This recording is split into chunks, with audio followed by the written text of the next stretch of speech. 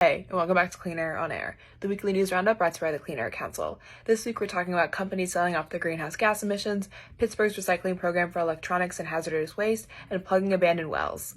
Let's get into it. New York Times reports that many of the largest energy companies are expected to sell off more than $100 billion of oil fields and other polluting assets in an effort to cut their emissions and make progress toward their corporate climate goals. But it's not what it seems. These corporations want to transfer their emissions to a different firm who might not have the intention of cleaning up or cutting emissions. This raises the question and concern that the assets will continue to pollute at a greater rate and away from the public eye and hinders the cleanup of the fossil fuel infrastructure. Pittsburgh's electronic waste collection program is returning in late May after a 6-month hiatus. In 2022, the program collected about 144 tons of waste from televisions and computers, plus about 47 tons of other hazardous waste like paint.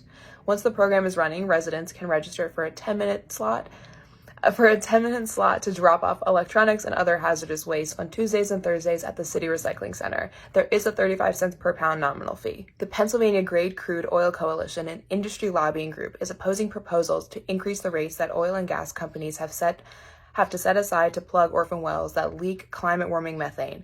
Their resistance could threaten Pennsylvania's ability to receive federal money to plug the wells. Pennsylvania could receive up to $411 million over 10 years under the federal legislation.